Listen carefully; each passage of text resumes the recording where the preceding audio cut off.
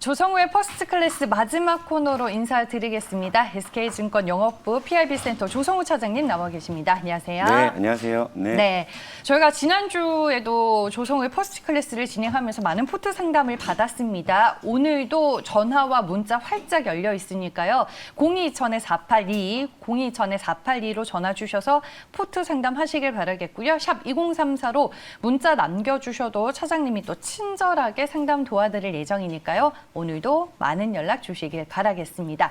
네, 그럼 조성우의 퍼스트 클래스 이제 본격적으로 시작을 하겠습니다. 주제 먼저 만나보시죠.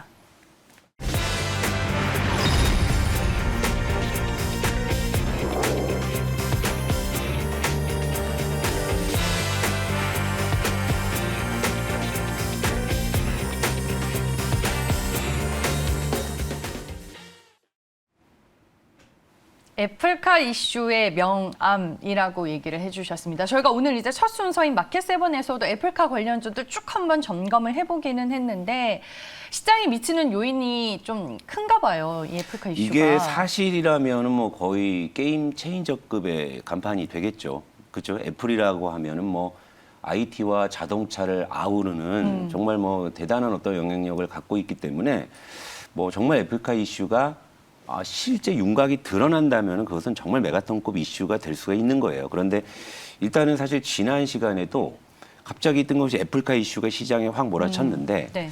되게 좀 공교로운 이야기를 한번 해드리자면 우리가 8월에 그 참 힘들었잖아요. 반도체 패닉셀 때문에. 그때도 대만의 시장 조사기관에서의 발표를 기점으로 해서 고생을 했는데 이번에 애플카 이슈도 대만의 디지타임스라는 언론에서 보도가 뭐든 다 대만에서 시작을 한다라는 게 이게 오비락일까? 그쪽에 뭐가 있나? IT 전문 쪽이어서? 글쎄 모르겠어요. 그러니까 왜 또 대만일까라는 네. 좀 그런 생각은 드는데 어쨌건 시장에 활력을 불어 넣어줬다는 점에서는 긍정적으로 일단 평가를 하는 거고요. 네. 근데 저는 여기서 뭐 그래서 애플카 관련주가 뭐가 있으니까 이걸 사세요라는 말씀을 드리려는 게 아니에요. 그러니까 하지만 그런 어떤 긍정적인 부분 이면에는 또 우리가 주의해야 될 부분들이 있기 때문에 오늘은 이제 그런 이야기를 좀 해드리려고 하는 겁니다. 네. 그래서 오늘 이제 시청자분의 한 분이 네.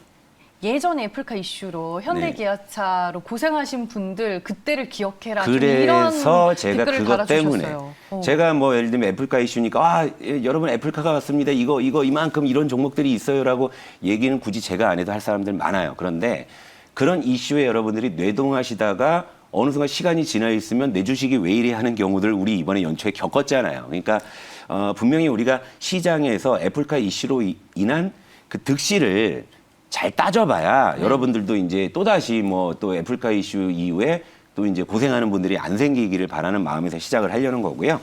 일단은 뭐 차트를 볼게요. 뭐 네. 일단 애플카 이슈로 가장 두각을 나타낸 종목들이 역시 LG그룹의 IT 형제들, 그죠? 뭐 LG전자 차트 한번 볼게요. 참 얘들도 사실은 뭐 조금 최근에 어려운 국면이었는데 이 애플카 이슈로 갑자기 뭐 LG전자가 뭐 어제 뭐 급등을 하고요. 그 다음에 LG 이노텍도 급등을 했죠. 물론 이제 윗꼬리가 좀 많이 달리긴 했고요. 그 다음에 LG 디스플레이마저도 일으켜 세우는 이런 참 그 파괴력이 있는 이슈라는 거죠. 왜냐하면 애플카라고 하면은 바로 그 자동차의 전장 부품 쪽에 대해서 바로 이제 직접적으로 자극을 줄 수 있는 거고 또 이제 그 대만 언론의 보도에 따르면 뭐 급비리에 뭐 한국에 입국해서 뭐 LG와 SK 뭐 관계자를 만났다. 근데 확인된 건 없어요. 물론 확인할 수도 없습니다. 왜냐하면 애플과 정말 협상을 했다고 하면 그 비밀 유지 그 어떤 그 조항 때문에 사실 뭐 공식적으로 확인해주기도 굉장히 좀 어려울 수 있는 부분이니까 우린 그냥 여기서 설만 가지고 이제 주가가 이렇게 움직였다는 거고요. 그리고 또 하나 LG화학마저도 이렇게 세워놨어요. 이게 참 재미있는 거죠. 자, LG화학마저도 이 상승 반전을 시켜놨는데 요건 제가 딱 띄어서 두 가지 종목을 비교해서 볼게요. 위에가 LG전자고요. 아래가 LG화학이었어요. 근데 이 LG전자가 사실 그동안 굉장히 힘들었던 게 자.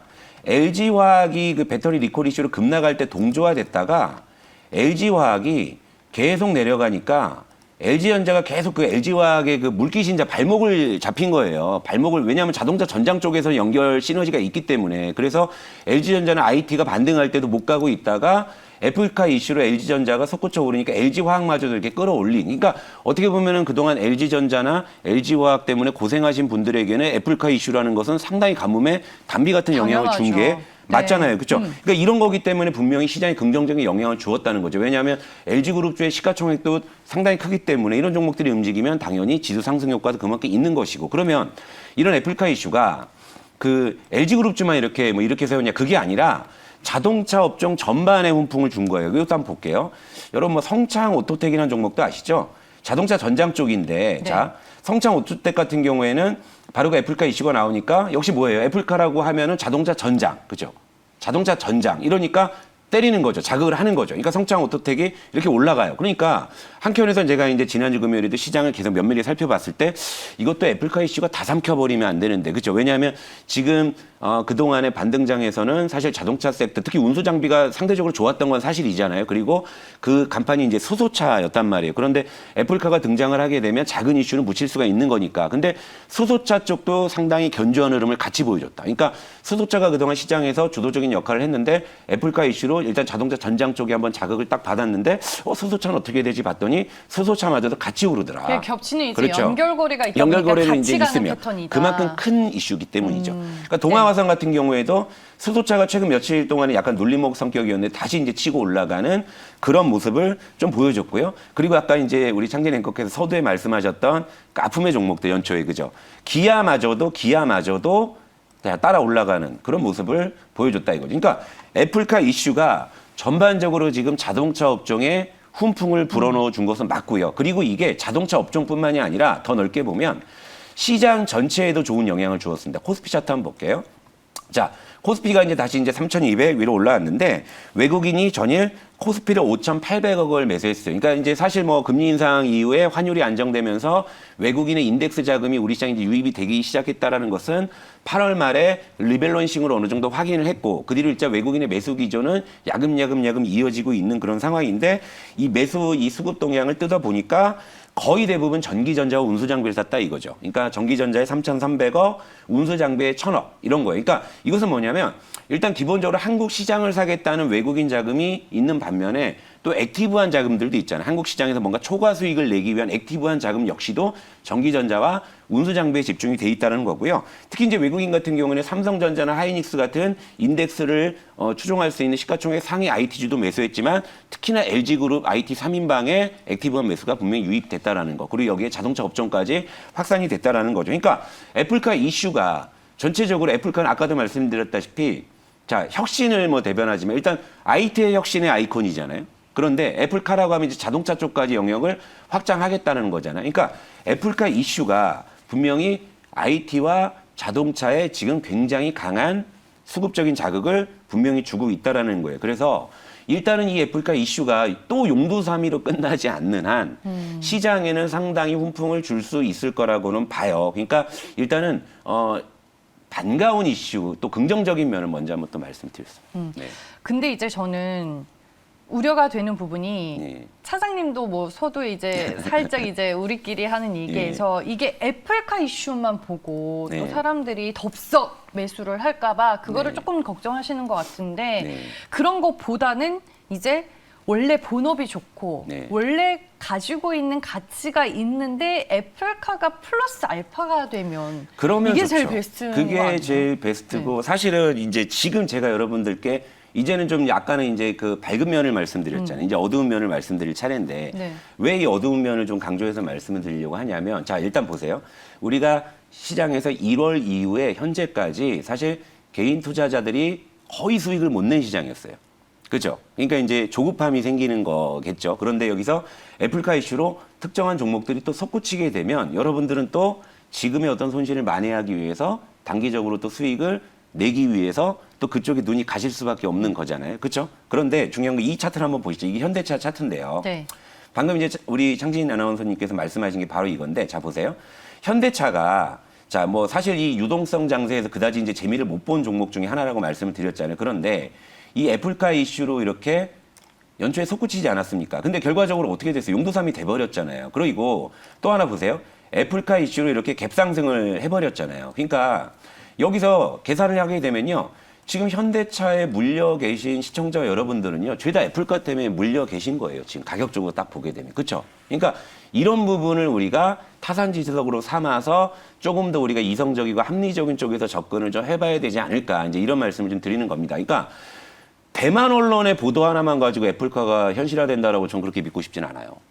그러니까 뭐 우리 8월 말에도 이제 8월에도 또 대만발 또 그런 이슈로 반도체 패닉셀이 또 한번 이슈가 돼서 휘몰아쳐 갖고 여러분들 굉장히 고통스러운 시간을 또 보내셨지만 이번에도 왜 공교롭게도 또 특정한 국가에서 예를 들면 이게 만약에 예를 들면 뭐 저명한 언론들 뭐 미국의 뭐 어떤 MBC라든지 뭐 이런 데 있잖아요. 뭐 영국의 로이터라든지 이런 데서 이런 기사가 나왔다고 하면은 조금 더 저는 사실 신뢰도를 높이 가져갈 수 있는데 대만의 디지타임스라는 언론은 우리가 단 한 번이라도 찾아본 적이라도 있었나요? 그죠?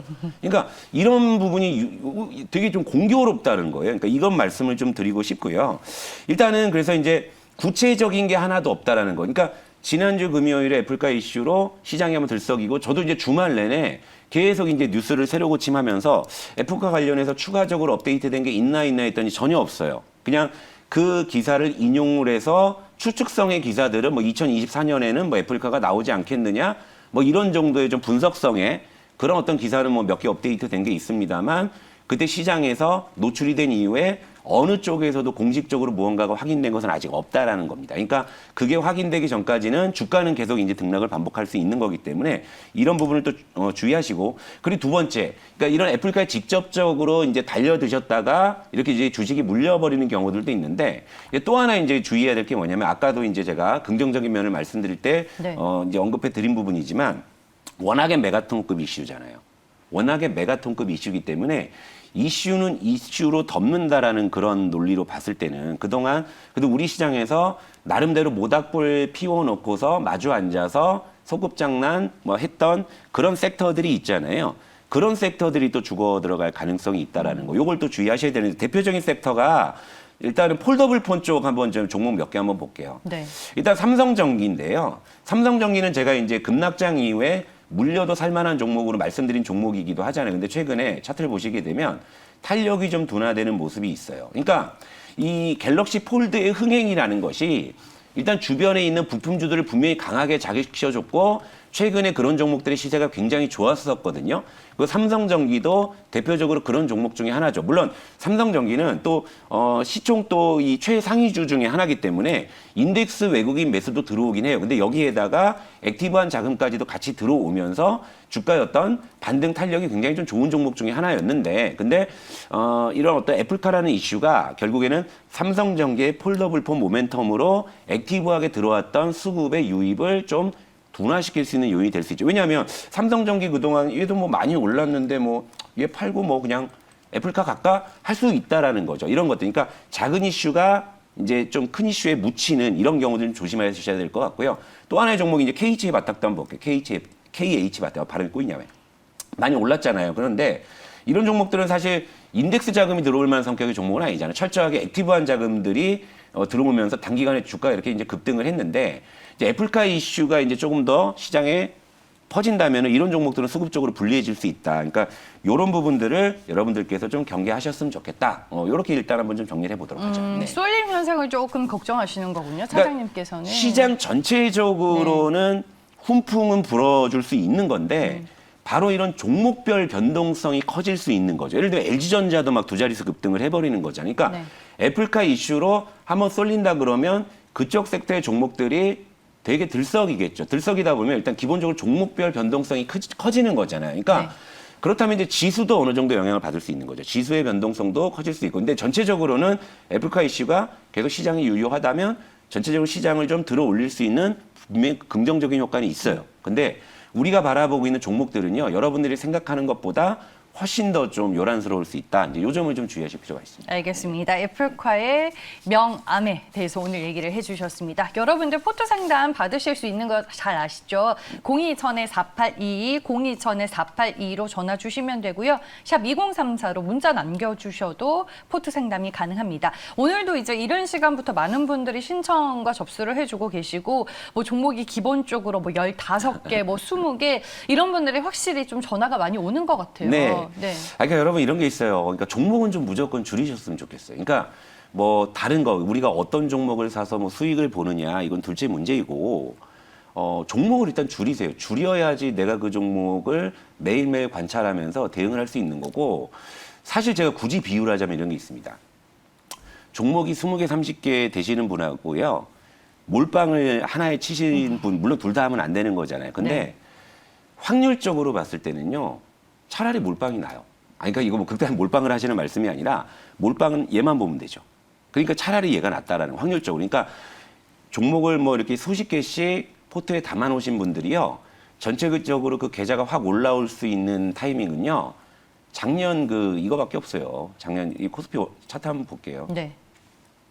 이런 장 아니면 안 돼요, 여러분. 이런 장 아니면 종목 2, 30개 깔아놓고요. 수익 날 수 있는 장 이런 장 아니면 안 돼요. 이런 장 아니면 안 됩니다, 진짜. 예. 제가 뭐 여기 방송에서 여러분들께 뭐 장담한다, 단언컨대 뭐 절대 뭐 이런 표현 잘 안 쓰지만 제 경험상으로 봤을 때요. 종목 진짜 이렇게 수십 개씩 깔아놓으신 분들이요. 나중 돼가지고 종목이 다 올라가거나 수익 많이 냈다 그런 적 없어요. 물론 그 중에 미친 종목 한두 개가 나와가지고 전체적으로 멱살 잡아 올려서 나오는 적은 있어도요. 종목 전체가 되는 경우는 없다라는 거예요. 그러니까 차라리 이런 경우라면 차라리 한두 개 몰빵이 차라리 확률적으로 돌아올 확률이 높았다는 거. 근데 둘 다 하면 안 되는 거잖아요. 그러니까 여러분 주식 투자라는 건 말이에요. 선택과 집중입니다. 무슨 말씀이냐면 내가 종목을 20개, 30개 이렇게 넣을 거면 주식하지 마시고요. 그냥 펀드 드시면 돼요. 그럼 펀드 매니저가 알아서 종목 수십 개 사줘요. 그죠? 사주고 나는 그냥 매일매일 그냥 수익률만 조회해 보시면 되는 거예요. 근데 여러분들이 펀드 매니저가 아니시잖아요. 계좌 한 페이지에 다 보이지도 않는 그 수십 개의 종목을 가지고 여러분들이 어떻게 시장에서 살아남을 수 있냐. 저는 그게 제일 걱정이 된다는 겁니다. 그러니까 뭔가 전열을 재정비해놓고 내가 가지고 있는 종목들이 내 머릿속에도 딱딱 매수가 얼마, 비중 얼마 딱 들어와 있어야 그래야 어떤 상황이 발생했을 때 어떻게 대응하겠다 이런 것들이 나오는 거지. 제가 상담을 진행을 해드리잖아요. 종목이 수십 개에 있어요. 그러면 뭐뭐 있으세요 하면은 대체적으로 어떤 종목이 있는지를 다 외우고 계신 분들도 드물고요. 매수가랑 비중까지 기억하고 계신 분들 거의 없습니다. 아니, 근데 저는 예. 이제 그 종목들이 이미 많아졌잖아요. 그건 예. 뭐 어쩔 수 없어요. 근데 예. 여기서 이게 어떤 종목들을 잘라내야 되는지 예. 그거에 대한 기준이 진짜 어려운 거거든요. 제가 그래서 이제 시즌2 처음 시작할 때도 그 계좌를 점검하는 요령에 대해서 한번 말씀을 드렸는데, 네. 그러니까 기본적으로 원론적으로 말씀을 드리자면요, 종목이 수십 개 있잖아요. 그러면 일단 의미 없는 비중들이 있잖아요. 딱 봤을 때 예를 들면 내 계좌가 1억이에요. 근데 1, 200만 원 정도 이런 거 사놓으신 종목들이 있죠. 그건 그냥 정리하시면 돼요. 정리하시면 되는 거고 그런 걸 정리해 놓으신 다음에 어느 정도 정리가 되면 나머지는 그래도 좀 비중이 있는 종목들이잖아요. 그건 계좌에서 여러분들이요. 수익률 순으로 딱 클릭하시면요. 그 종목들이 수익률 순으로 쫙 이렇게 줄을 서요. 네. 그러면 뭐부터 줄이면 되겠어요? 수익률이 제일 안 좋은 순부터 잘라 나가시는 거예요. 왜냐하면 제가 누누이 말씀드리잖아요. 10,000원짜리 종목이 5%가 빠지게 되면 9,500원이잖아요. 그럼 9,500원에서 10,000원이 되려면 그냥 5% 정도, 정확히 얘기하면 5.56% 오른 본전이 됩니다. 할만하죠. 자, 10,000원짜리 종목이 10%가 빠져서 9,000원이 됐어요. 그러면 10,000원이 되려면 11.1%만 오르면 10,000원이 돼요. 그러니까 마이너스 10% 이내의 종목은 일단 뭐 시장만 받쳐주면 언제든지 돌아올 수 있는 가능성이 있잖아요. 그런데 만약에 10,000원의 주식을 샀는데요. 이게 8,000원이 됐어요, 여러분. 8,000원. 그럼 8,000원이 다시 10,000원이 되려면 25%가 올라야 되잖아요. 그러니까 내려가면 내려갈수록 돌아와야 될 길이 더 멀어지는 거잖아요. 그러면 여러분들의 계좌에서 수익률이 가장 안 좋은 종목들은 돌아올 길이 가장 먼 종목들이에요. 그러니까 어떻게 보면 가장 기약이 없는 종목들이잖아요. 왜 기약 없는 종목들이 이렇게 미련을 가지실 거냐. 차라리 그런 종목들을 재정비하신 다음에 지금 살려놨던 종목들, 이 종목들 중에서 차라리 여기서 뭔가 선택과 집중을 해서 지원병을 차라리 보낸다면 어떤 녀석에 보내는 게 맞을 것이냐. 이런 쪽을 판단하시는 게 저는 더 낫다라고 보는 거예요. 그러니까 물론 이제 전체적으로 어떠한 종목이 어떻게 있는지까지 파악이 된다면 더 디테일한 부분들을 네. 다 도와드릴 수 있겠지만 기계적으로는 이제 그렇게 하시는 원칙을 좀 여러분들께서 숙지하시고 종목을 좀 많이 좀 줄여내셨으면 좋겠습니다. 알겠습니다. 오늘 뭐 댓글로 이미 종목 줄이기를 하고 있다라고 얘기하시는 분도 있으신 것 같고 오늘 또 접수된 거 보니까 끝번호 1126님 종목 40개 가지고 있는데 오늘 포트 상담 신청해 주셨고요. 끝번호 3219님은 15개, 그리고 끝번호 8960님은 종목 10개 포트 상담 신청해 주셨습니다. 저희가 매일매일 포트 상담 받고 있습니다. 02-2000-4825 전화 주시는 거 잊지 마시길 바라겠고요. 저희는 벌써 끝 인사를 드려야 될 것 같습니다. 조성우의 퍼스트 클래스를 마지막으로 이 세계보고 증시보고 오늘 여기에서 마무리하겠습니다. 고맙습니다.